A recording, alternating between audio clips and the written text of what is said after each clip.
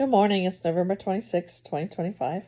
It is actually the day before America celebrates Thanksgiving, and which I will do with my husband and his family, as my family does not celebrate Thanksgiving.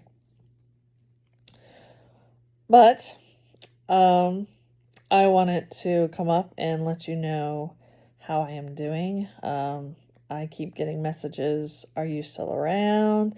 Is everything okay? We haven't heard from you. I no longer have my blogs. I no longer post my videos up on Instagram. They are only on YouTube as of right now. I will post it to Facebook to give it to certain people, but for the most part, I'm just not out there as much as I was. I have had a lot going on this year, and I don't have time to sit down every month and try to figure out when I'm going to put a new video out, nor do I have the money to pay for the MySpace. Here we go again. I don't have the money to pay for the blog area so that I can post new videos. So, with all that said, I am still alive. I am still relying on God. I am still believing that He is pretty awesome. I am still going through a lot of stuff emotionally, physically, and it's just how life is right now. So I kind of wanted to come up here and touch base with y'all and just let you know where I'm at. I've been down lately. I will admit, I have never in my life had problems with depression until this year. For whatever unknown reason, everything has collided in my brain, and it's been one thing after the next. And I know I have friends saying, "Oh, it's so wonderful that you're not dying anymore. You no longer have that brain thing, and your brain's not shrinking. How great is that? Now we're getting better, and blah blah blah. How wonderful!" And honestly, people like that I just cringe. And you might think, but it's wonderful. Yes, it's wonderful, but I'm still having the same issues that I did before. So the only difference is that they've taken me off the time frame. That's the only thing that's changed. Nothing else has changed.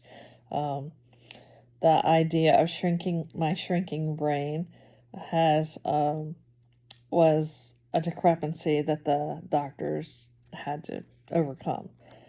But the vertigo still happens, and the dizziness still happens, and my slurred speech still happens. My brain problems are still happening. My memory issues are still happening. My paralysis on my right leg actually happens more and more. I mean, I cannot feel my leg at all, but there's many days that I can now not move my leg either. And so that's been an interesting thing to do.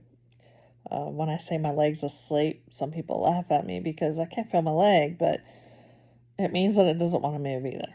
And I have to force myself to move. I still can't walk up and down curbs because my body doesn't understand the concept of walking up and down curbs. I have to force my body up and force my body down. So, no, the time frame is not there. But yes, I'm still dealing with all of the stuff that I dealt with before the time frame was there.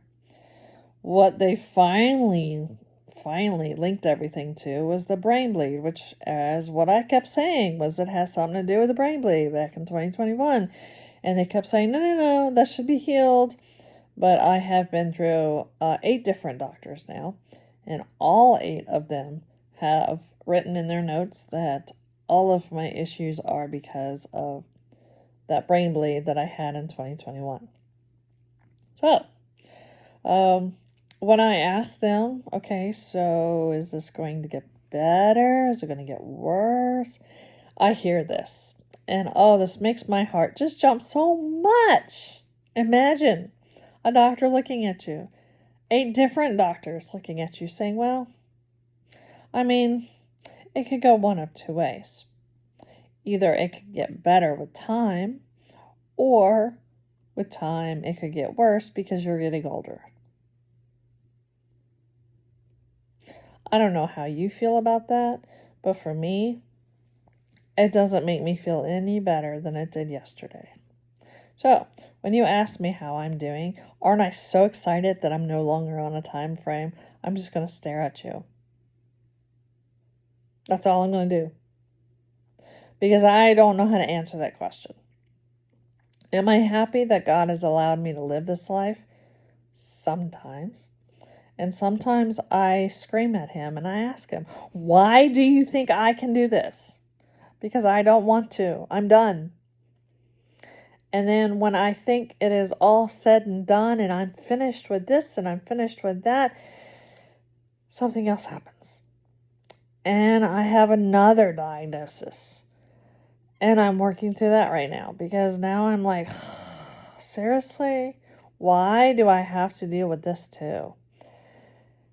But it is what it is, and I know that God's got me here for some unknown reason.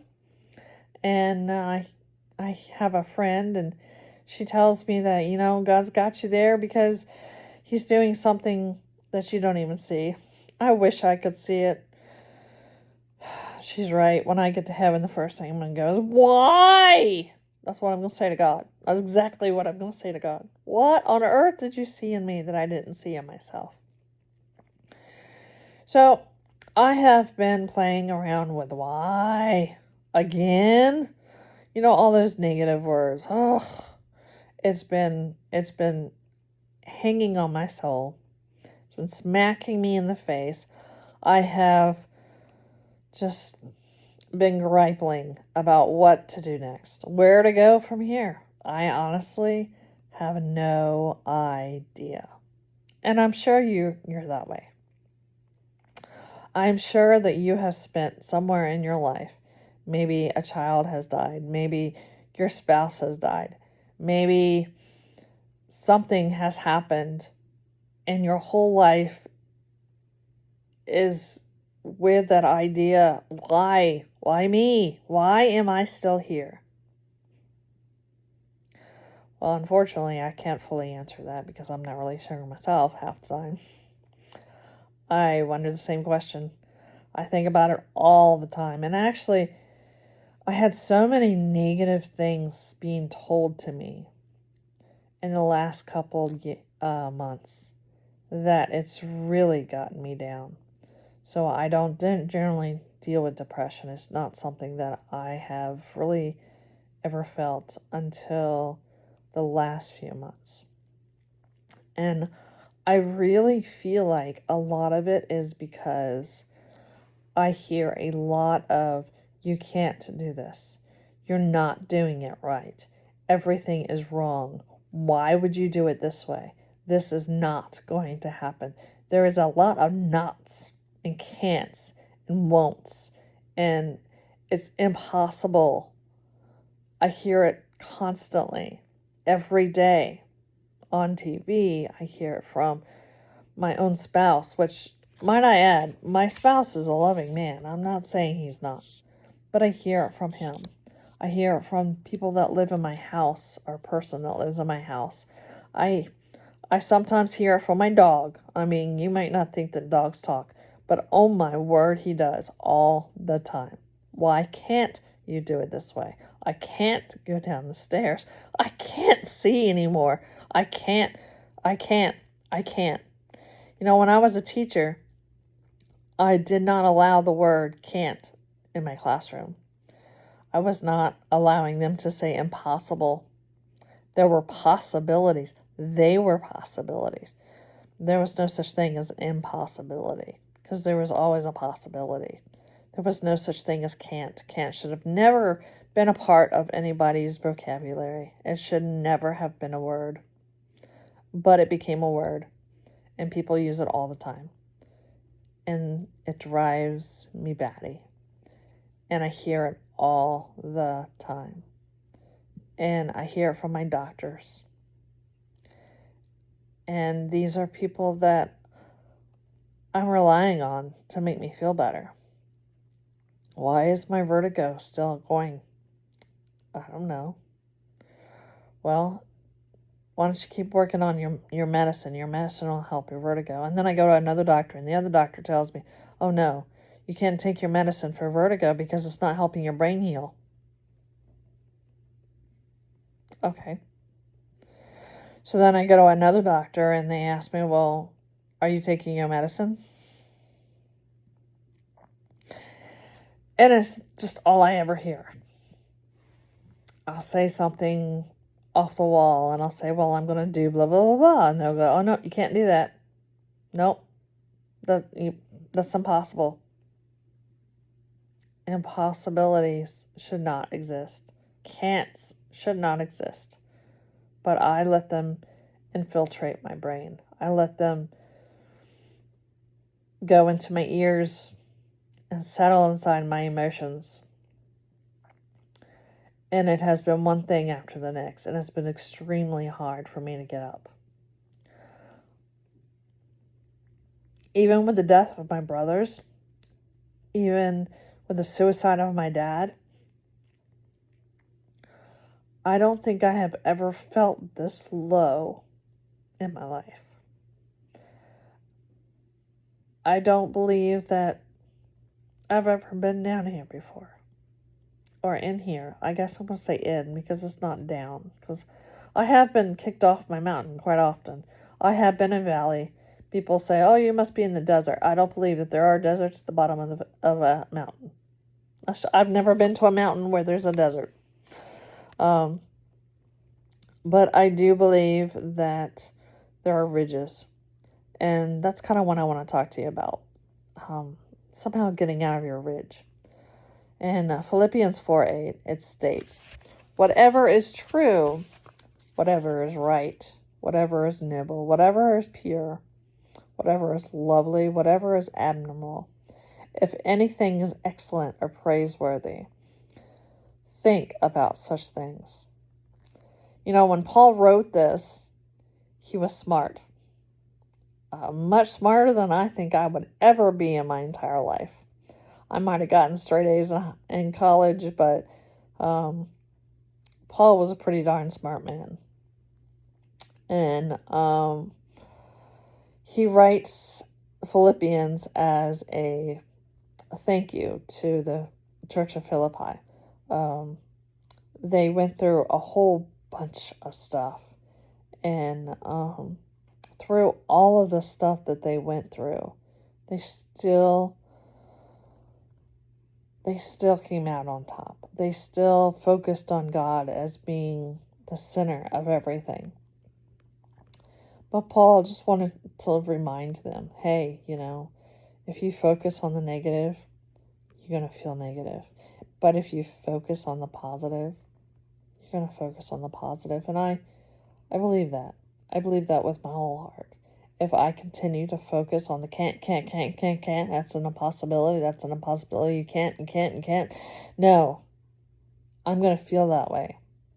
That's how I'm going to want to feel.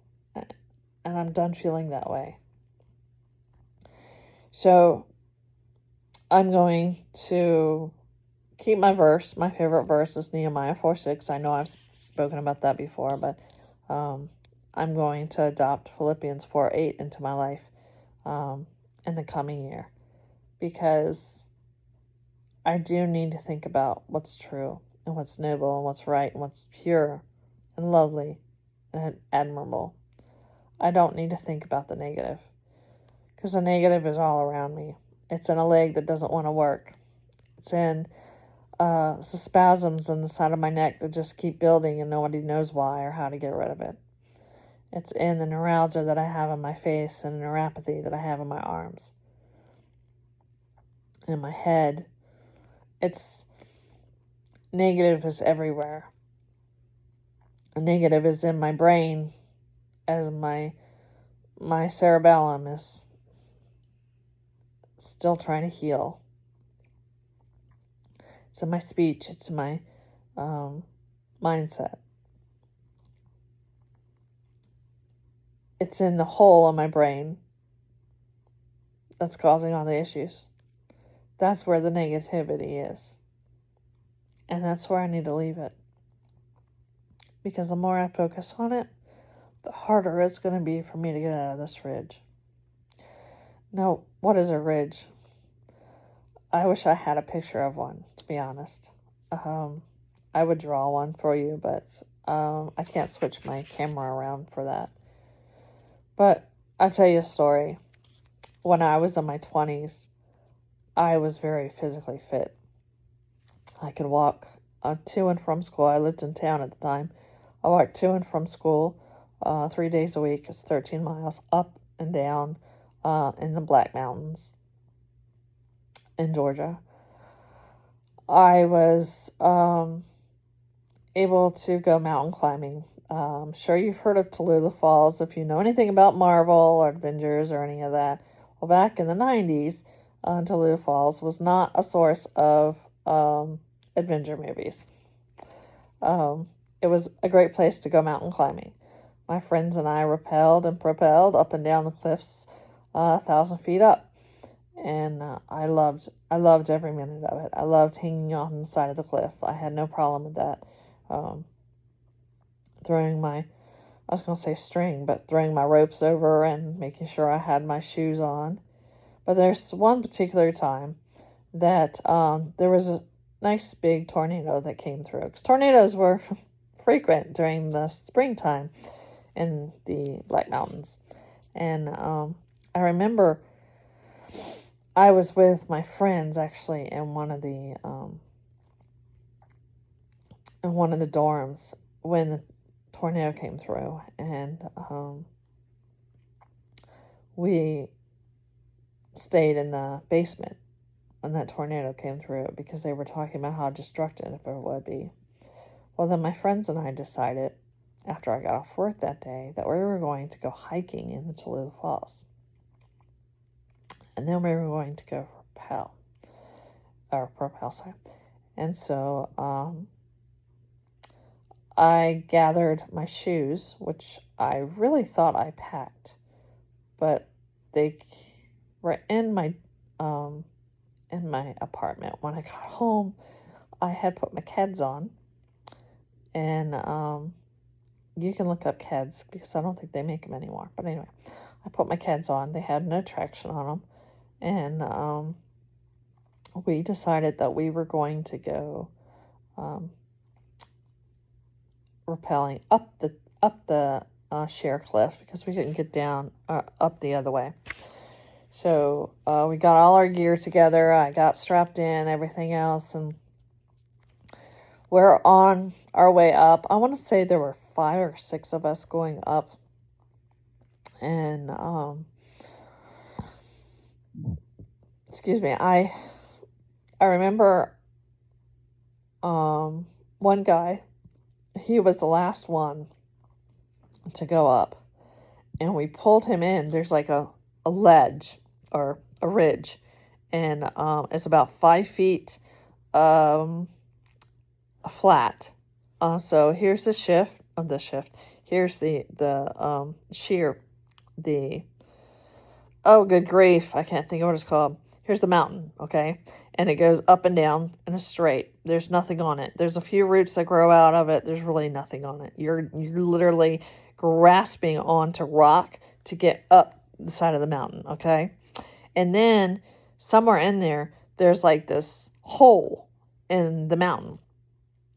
And that hole, the bottom of it is about 5 feet from opening to the close. There is no, let's go inside the mountain. It's just a hole and on the side of the mountain. It doesn't back into anything. It's all sheer rock back there. And it's 5 feet from the opening to the closing. So we all get into the sheer. Well, as soon as we pull up the guy and we yank him back, all of a sudden you hear echoing through the fall or through the gorge, timber! And we thought, what in heaven's name is going on? And there was a pine tree. The thing had to have been about 10 feet length from top to bottom. And it just fell going down, hitting our ridge. I mean, we had to pull in the guy. We had to pull him all the way back to the back wall because otherwise he would have been smacked in the face with pine branches.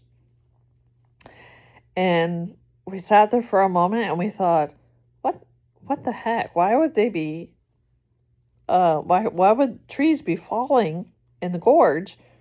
Because surely we're going up this gorge, and now you got trees coming out, and all of a sudden, out of nowhere, we hear it again, timber, and another tree comes flying down. And these are not little tiny trees. These are huge trees. And this next tree, I remember he or she or whatever it was about 50, 60 feet diameter. It was length. And then big fat trees, little thin trees, but very long trees. And lots of branches. And I kept thinking, what on earth is going on? And about 30 minutes later, we're all still sitting on that thing. We're just kind of scared to come out of our little ridge. My friend gets this idea. There was a tornado yesterday. Maybe they're cutting the trees down. Well, if they were cutting the trees down, surely there would have been a sign, right? I mean, why wouldn't there be a sign? There should have been tape or something that said, don't go rappelling, don't go mountain climbing, this is not a good time, we're cutting down trees. You would have thought that, right? Yeah, that would have made total sense. There was. We ran over it when we got there because it was still dark outside and we wanted to get there before anybody else, so we just ran over the sign. Didn't even see it. Never saw it.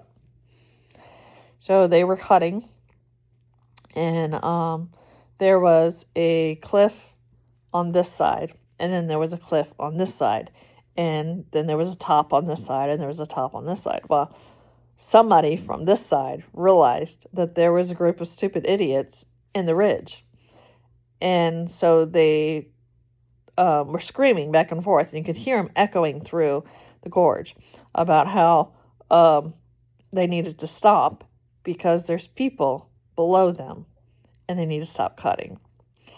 And then you hear, wait a minute, what? And then I guess they have walkie-talkies, because we didn't have cell phones back then, guys, but they had walkie-talkies, and I don't know what was said over on this side, but I can tell you that we had some guy screaming at us from the top of this side. And we had about 200, 300 feet to go up. And they're just screaming at us. And you can hear them in the gorge, because the gorge echoes very well. So if you hit it a certain way, it just bounces off all the rocks and stuff. So we could hear him say, come up, come up, come up. We were like, okay, we're coming.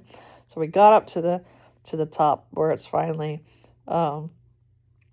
flat land, and again, I'm in my keds, so I am having a horrible time trying to get up the side of this mountain, and I'm just grasping onto every part that I could. I mean, I was the second to last in line, the guy behind me, and then there were, I want to say, 3 people in front of me, so there were 5 of us total, and I'm thinking, whoever, because I didn't believe in God at the time, but I'm thinking whoever, that I can pull myself up, and I had enough muscle in my arms, so I'm pulling myself up with the muscles of my arms, because my shoes are not gripping the side of the wall. And so why do I say all this? I say all of this because this is how my life has been lately. I am still inside this ridge. I have my keds on. I don't have the strength anymore to pull myself up, but I'm trying with everything I can. But the good thing about now and back then is maybe I had God, but I didn't believe in God back then. Now, I believe in God. Now, it's me finding the right footing. It's me relying on God completely as He helps me pull myself back up this mountain and out of this ridge. Because if I get stuck in this ridge, there is no idea how long I'll be here. I have no idea. I don't want to be here for long. I need to get out of this ridge. I need to find a way to get out of this ridge. So what does that mean? I don't know. I have no idea what this looks like. I wish I had a thought. I wish I had a process. I went to church on Sunday. My husband and I were not supposed to go to church. He was supposed to go to work. He got called and told he wasn't going to church. He wasn't going to work, so we went to church. Well, we didn't know where to go, so we went to our old church instead of our new church. I love this pastor at this new church, or at this old church, because he's very young. And there's so many times in my head I play out and I think, oh, how my daughters should meet him. But, it is what it is. I would love for my daughters to meet him, but I seriously doubt it ever will happen because they don't believe in God either. So, with that thought said, we went to church and he was talking about they were sending new people out, fresh people out, young people out to the mission field. And I was like, I remember there being a time where Chad and I were like, we're going to drop everything. We're going to go and we're going to go preach and be missionaries to Ireland. We had people set aside. Even in the church that we went to on Sunday, there was a group that we were trying to go with and hook up with so that we could go be missionaries in Ireland. And then something happened. And then my husband lost his job. The recession happened. My daughter was born. My daughter was born with a lot of issues. So one thing happened after the next. And yes, it's God shutting the door. I get it. So then I thought, you know what? God's going to let me become a missionary when I get old and gray. When my daughters graduate from high school, I will be able to go out. My husband and I will be able to go out. We will drop everything we have and we're going to go out and we're going to be missionaries. Sounds great, doesn't it? And then 2021 happened. And all of my hopes and dreams for becoming a missionary crashed because I can't go to the mission field like this. I've got doctors and hospitals and neurological things going on that I have to be here for. And it broke my heart to a great degree. And I know that's part of what I deal with emotionally right now is I don't feel like I can be in that mission field. And you might say, yeah, but what you do is in a mission field. But you know what? It's different. It's much different. I admire all the people that stood up on Sunday.